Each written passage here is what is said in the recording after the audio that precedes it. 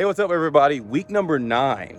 Week number 9 of my 16-week journey. In case you guys have forgotten, my name is Justin Jemison, and check this out. It's a beautiful day today. I'm atop what's called the Mount Adams Steps here in Cincinnati, Ohio, and it's a really cool church up here. It's at the top of these steps, and some of my cross-training days, I love running these steps up here. And actually, the Mount Adams Steps they start way down there, and I actually drove most of the way up here, so I kind of cheated. I did the last leg of steps just now. So recap on last week. So last week I ran a total of 28 miles for the week, and my longest run, being 14 miles. So I'm past that half marathon mark every week in a single day, essentially. And for this week, I'm planning on doing 31 miles for the week, my longest run being 16 miles. And the weather this week actually is going to be pretty good. No more cold days. Essentially, well, we might have one cold day towards the end of the week, but you know what? If we have all these days in like the 50s and maybe 60s and one cold day, I'll take it. Remember back in week number 1, I said I'd probably have some people on, like some subject matter experts, to give kind of their perspective on a couple of different topics. Well, today, meet my friend Brad. Brad is the man. Brad is the bee's knees, hence the color of her shirt. It's yellow, just like the bees, right? Well, anyway, Brad does everything. What can't this man do? He runs, he jumps, he swims. He's done 5Ks, 10Ks, marathons. He's done Ironman races. He's done the Boston Marathon race. How many times? Three times. This guy's the man. So I've got him on today to kind of, share his words of wisdom when it comes to running, training for runs, and just staying in good physical condition. So I've got a couple questions here. So Brad, from your perspective, if I'm a new runner, or say somebody that's never done an organized race, if I want to do start small with like a 5K, where do I even begin? So the first thing is you got to just start running. Whether that's going out and saying, I'm going to run a mile without stopping, that might be a big thing. And then seeing, can I go 2 miles? Can I go 3 miles? Mm-hmm. But you just gotta run and do it on a regular basis. Maybe it's every other day. Maybe it's every day. You just gotta get it, build that into a rhythm in your daily life.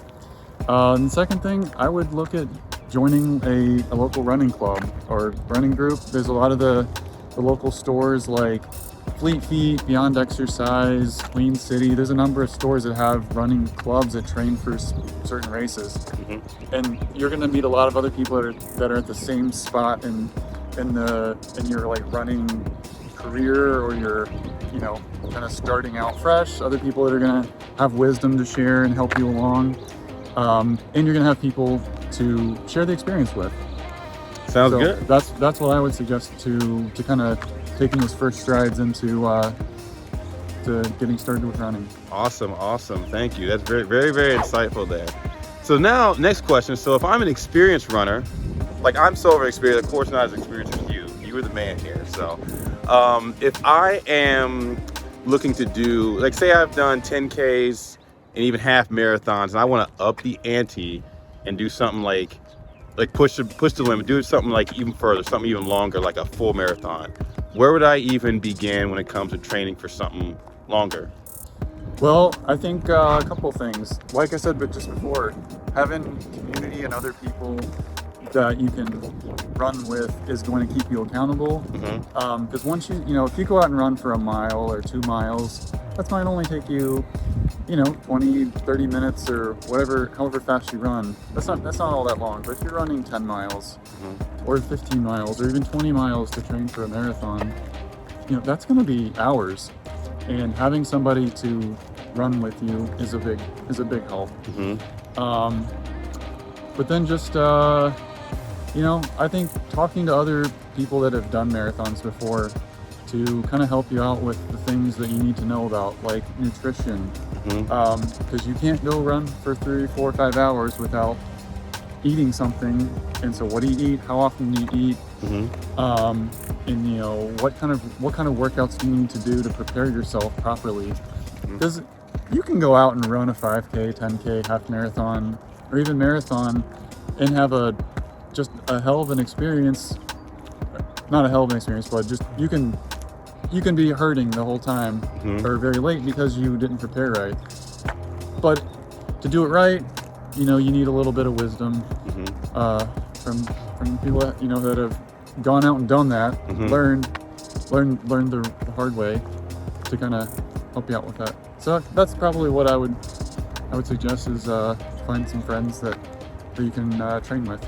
Awesome. Sounds good. And that's definitely what I've been doing. You know, I've been, you know, with my work schedule, it's kind of hard to join an organized run group that meets a certain time a week. But like, whenever I can, I try to get together with friends, whether that's on the weekends or mornings, whatever, you know, works for my schedule, and just kind of get out there running. You know. Yeah, you gotta find what works for you. And Mhm. for some people, having a big social community is what keeps you accountable. Mhm. Other people, it's you know, somebody that you work with, somebody in a church group, somebody just that you lives in your apartment complex or something, that's on the same kind of the same schedule and will be consistent with you.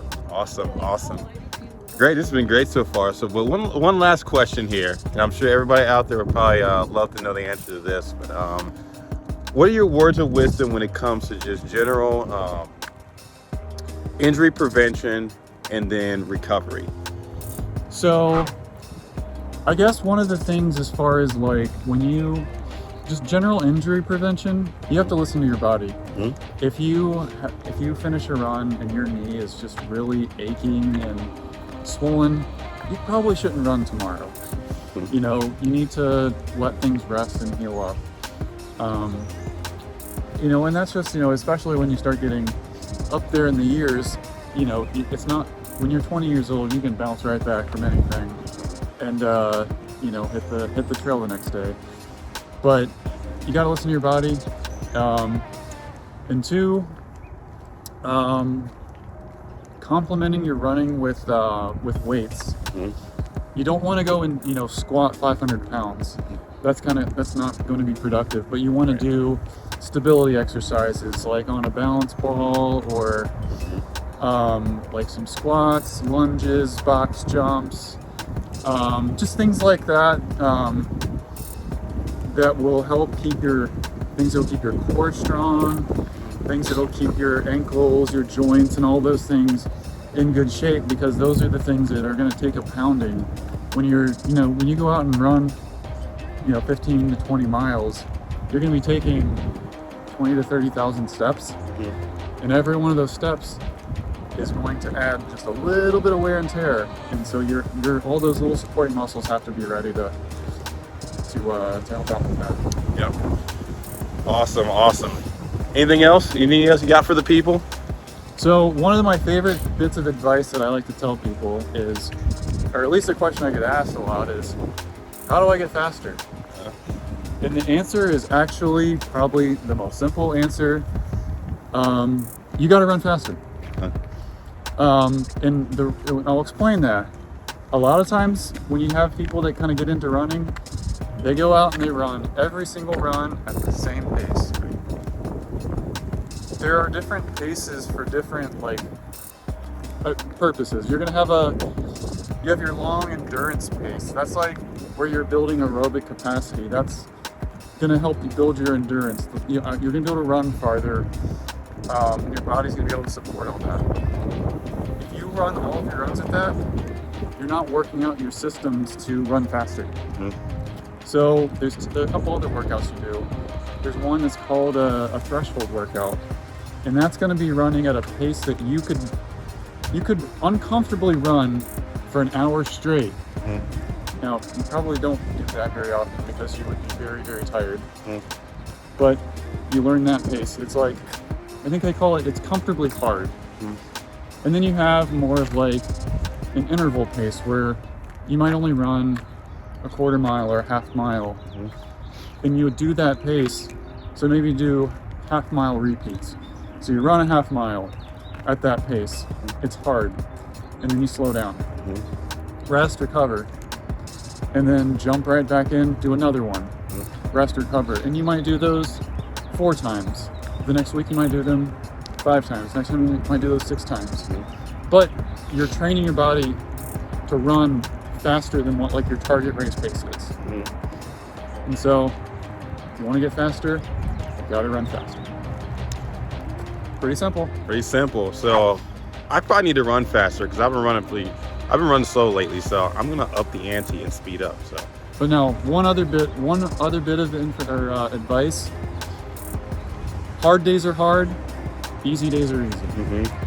And what that means is you're not gonna gain a lot of fitness when you go out and you run kind of hard. And you're not gonna gain a lot of fitness if you always run hard because you're gonna get injured. You have to build up all the systems. And so if you run too hard too often, you're eventually going to be broken down and too tired to hit your next workout. Right. So if you have a big workout on Saturday and you run on Thursday and Friday, you go hard, your Saturday workout, you might bomb it.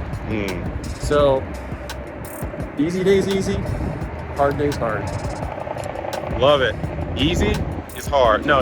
Easy, hard. I think I get it. So, I mean, the most common mistake that a lot of runners who are trying to take it to the next level make is they run their easy days too hard. Yeah. It's hard. I mean, that's hard to think, but doing the hard workouts, a lot of people love that because you like feel it. And you're like, man, I really did something. But doing those easy workouts at the right easy pace, it's hard to do. That's true. That's very true. Well, this has been awesome, Brad. Thank you so much for your words of wisdom, your insight, and hope you guys learned something from this. Because I learned a lot. I thought I knew a lot, but then of course I get with the subject matter expert. It's like, whoo, mind equals blown. Well, this has been my friend Brad. Thank you guys so much for watching this week's video. Don't forget to like, comment, subscribe, and turn on those notifications as always.